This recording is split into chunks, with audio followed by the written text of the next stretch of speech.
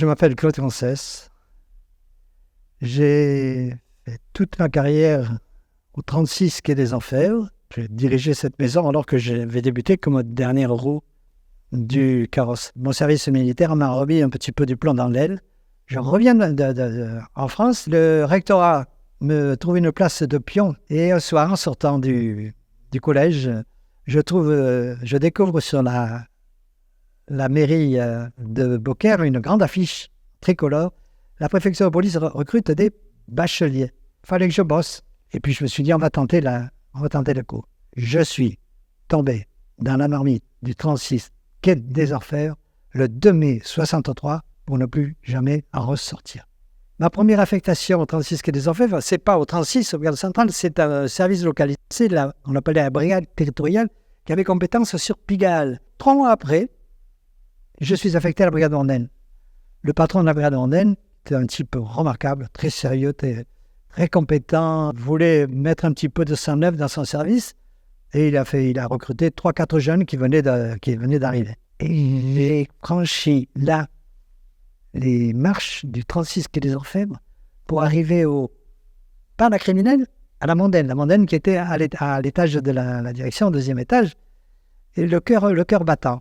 Et puis j'ai eu la chance, j'ai beaucoup de chance dans ma vie, il en faut, d'être pris sous l'aile protectrice de 2-3 flics, 3, qui tout de suite m'ont dit, attention, l'homme, tu ne vas pas sortir avec un tel, tu vas sortir, si t'amènes surtout, il ne faut pas dire, etc. Bon. Et voilà, donc je suis resté 9 ans à la brigade Ornane, alors là, ça a été l'école de la vie. C'était un monde assez fascinant, et puis pour les flics, on avait des indicateurs, on travaillait essentiellement, bien sûr, sur le proxénétisme, parce que la prostitution, c'était quelque chose.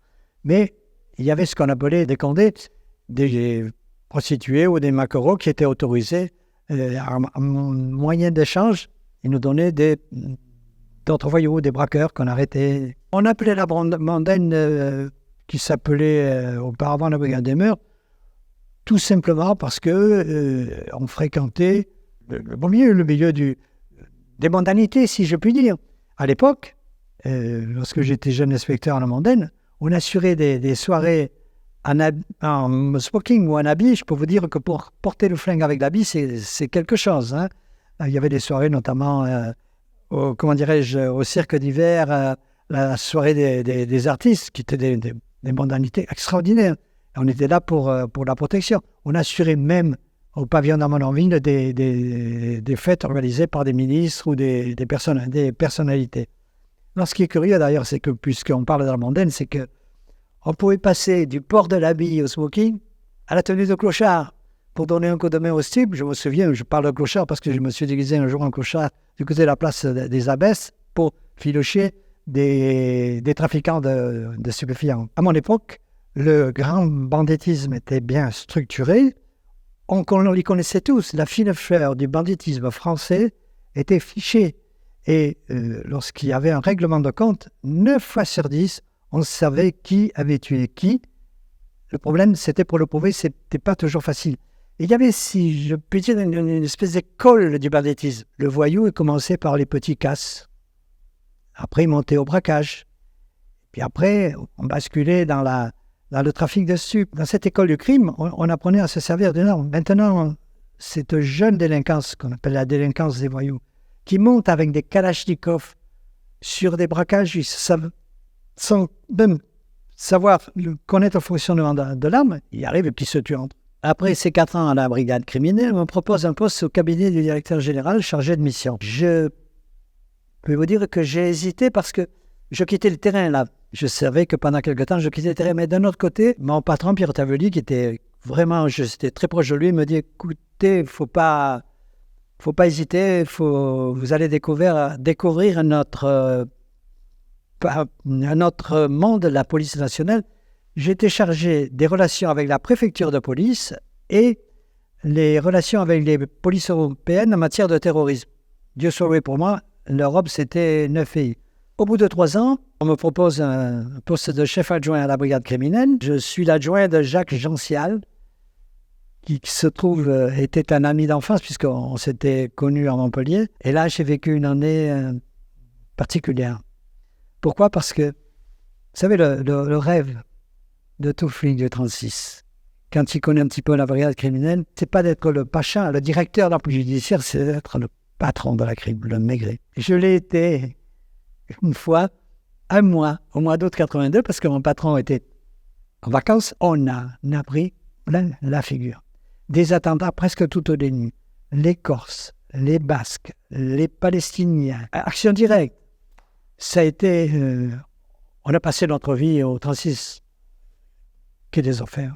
Durant mon passage à la criminelle dans les années entre 75 et 79, nous avons eu à connaître une série d'enlèvements, dont celle du baron Rampin, qui est certainement restée dans les annales la plus connue. Pierre Ottavioli, patron de la crime, s'est rendu compte tout de suite que si on cédait aux malfaiteurs, nous allions connaître ce que connaissaient nos collègues italiens à l'époque. L'enlèvement avec demande de rançon était devenu une industrie. Les rançons étaient payées souvent par les familles à l'insu de la police, et une fois sur deux, on découvrait, non seulement la rançon avait été versée, mais on découvrait un cadavre. Et Pierre Ottavioli a été très intelligemment, a réussi à persuader sa hiérarchie administrative, donc le ministre de l'Intérieur, et judiciaire, le procureur de la République, qu'il ne fallait pas céder. Donc on a dit, on ne paye pas. Et en janvier 1978, avec le premier message que les ravisseurs nous incitent à aller chercher dans une consigne à Gare de Lyon, on trouve leur message et le reculeur gauche du droit du baron Rampin. Alors là, c'est une scène que je ne suis pas prêt d'oublier. J'étais à ce moment-là commissaire à la criminelle, et on se dit comment va réagir au patron. Et il dit, on ne cédera pas. Et on n'a pas cédé. L'enlèvement a duré 3 mois. Il y a eu une intervention au moment de la tentative de remise de rançon sur l'autoroute du Sud, au cours de laquelle un des voyous a été tué, et on a eu 2 inspecteurs blessés. Et depuis cette époque-là, la fine fleur du banditisme français a compris que ce n'était pas la peine de persévérer dans ce genre d'action, c'était tout. Alors ils se sont reconvertis dans la drogue, les trafics financiers, etc.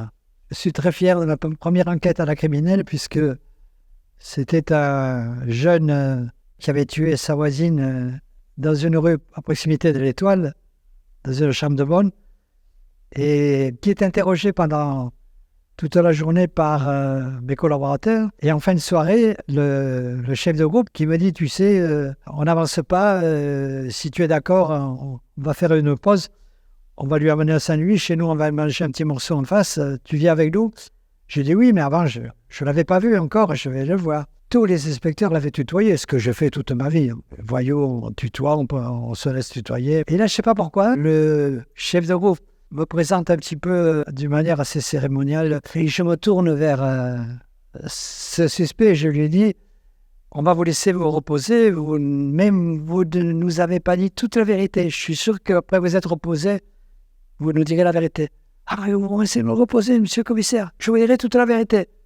Ouh là là, tout de suite, on descend d'un étage dans mon bureau, et en tête à tête, je lui dis, allez-y, maintenant il faut vous mettre à table. Et la question qu'il me pose est très simple. Il me dit, si c'est moi qui avais assassiné Madame Tanguy, elle s'appelait Madame Tanguy, pas assassiné, tué, parce qu'il n'y avait pas de préméditation, je pense. Et il me dit, qu'est-ce que je risque? Et je lui réponds avec beaucoup de franchise, je ne suis pas un jury d'assises, mais je pense que à travers ce qu'on connaît du dossier des constatations, tu pourras éventuellement bénéficier des circonstances atténuantes. Et il a avoué.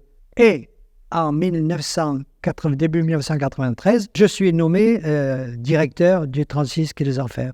J'étais le patron de cette maison, donc je le répète, j'avais débuté le dernier roue du carrosse et j'étais le grand patron. Et là, j'ai vécu pendant 3 ans encore une période extraordinaire. L'affaire qui m'a le plus marqué, c'est l'affaire Youmbombon, la prise d'otage dans une école maternelle de Neuilly. 9h du matin, au mois de mai 1993, un individu cagoulé, porteur d'un casque, vêtu de noir, pénètre dans l'école maternelle Charcot de Neuilly et prend en otage dans une classe maternelle une vingtaine de gosses. Il a avec lui des documents, des messages qu'il a imprimés sur son ordinateur. En gros, il explique qu'il veut une rançon colossale de 100 millions. Si ces exigences ne sont pas satisfaites, il portera des coups aux enfants. La prise d'otage a duré 46 heures.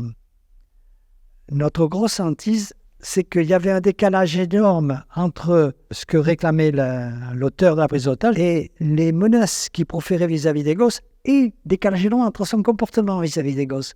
On s'est rendu compte qu'il avait un comportement...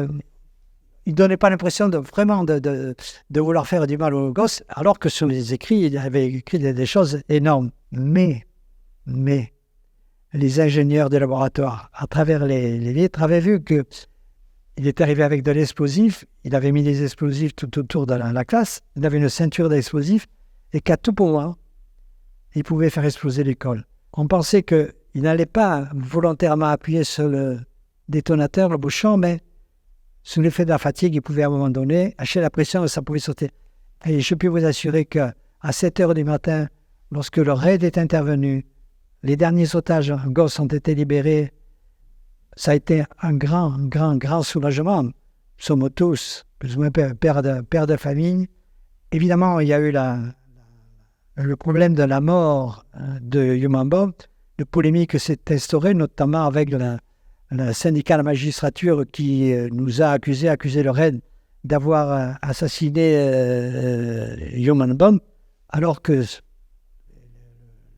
collègue du RAID qui a tiré au moment de l'intervention, c'est parce que en s'approchant de Human Bomb, il a bougé la main de la tête et évidemment il a battu. Voilà, c'est une affaire qui m'a beaucoup marqué. Une question qui m'est souvent posée, comment vous avez tourné la page? Quand on a vécu ce que j'ai vécu, on ne peut pas tourner la page. Pourquoi? Parce que tous les jours que Dieu fait, il n'y a pas un média qui n'évoque pas une affaire traitée par le 36 Quai des Orfèvres. On ne dit plus le 36 Quai des Orfèvres, puisque maintenant c'est le 36 Bastion, il a déménagé bien entendu, mais on dit la police judiciaire parisienne. Et ça peut être un crime sur Paris, ça peut être un gros braquage sur le Val-de-Marne, parce que la police judiciaire est compétente. Elle est toujours compétente sur Paris, Intramuros et les 3 départements dans la Couronne. Et puis, pour être très franc, j'ai gardé le cordon ombilical n'est pas coupé. D'abord, avec d'anciens collègues, il y en a de moins en moins, puisque vu mon âge, il y en a beaucoup qui sont partis à la retraite, mais j'ai quand même un cordon qui s'effacera peut-être, j'espère qu'à ma mort. C'est le jury du prix du Quai des Orfèvres. Je suis, en tant qu'ancien directeur, membre du jury du Quai des Orfèvres. Tous les ans, je rencontre à 2-3 reprises tous les membres du jury, parmi lesquels figurent de nombreux collègues. Je suis rentré au 36, tout ça fait par hasard et par nécessité. Je ne vois pas ce que j'aurais pu faire comme métier aussi magnifique. Mais il y a d'autres métiers dans la vie. L'important pour les jeunes qui débutent dans la vie, c'est d'essayer d'avoir, si possible, de choisir un métier qui les passionne. C'est ça l'important de la vie, qu'ils soient passionnés par son boulot. Vous savez, quand on partait, et je pense que c'est pareil pour les collègues à l'heure actuelle, quand on prenait le métro pour aller au boulot, dans le métro, les gens ne sont pas très souriants le matin.